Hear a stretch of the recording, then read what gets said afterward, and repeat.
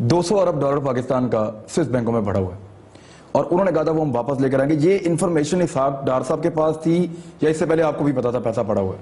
देखिए, पता तो अब मैं प्रूफ बगैर पता तो 2 अरब रुपए आपने खर्च किया था अपने दौर में।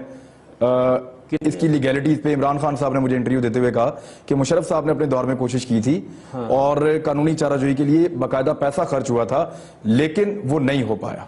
देखिए, मैंने तो एनआरओ की वजह से फ्रैंकली बिल्कुल, मैंने तो कोशिश यूनाइटेड नेशंस लेवल पे मैं कर रहा था। लेट मी टेल यू, मैंने कोफी अन्नान साहब से कहा था कि देखिए कोई लॉ होना चाहिए, ये जो डेवलपिंग कंट्रीज जितनी भी हैं इनके लीडर्स जो हैं पैसे जेनीवा में वगैरह रखते हैं, ये this is a known fact, और वो बेचारा गरीब तरीन मुल्क है, उसी में ज़्यादा लूट मार होती है लीडरशिप से। तो इसका कोई लॉ होना चाहिए कि दैट कंट्री उसके पैसे वापस लाने का कोई लॉ होना चाहिए। Why shouldn't there be a law?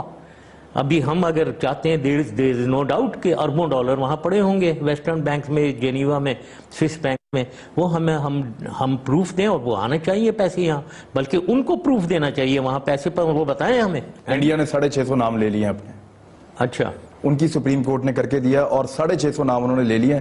उनकी गवर्नमेंट को पुश किया उनकी सुप्रीम कोर्ट ने। पाकिस्तान में ऐसा कुछ नहीं हुआ। मैं तो स्विस गवर्नमेंट खुद ऑफर कर रही है, पाकिस्तान गवर्नमेंट आगे नहीं बढ़ रही। वही इस सिलसिले में तो हमें हिंदुस्तान के साथ मिल के आगे जाना चाहिए। We should demand from the international community, from the western banks, कि हमारे पैसों के वापसी का कोई तरीकाकार होना चाहिए, उसका कोई कानून बनना चाहिए। तो उसमें तो India should take a lead maybe, and we must follow them.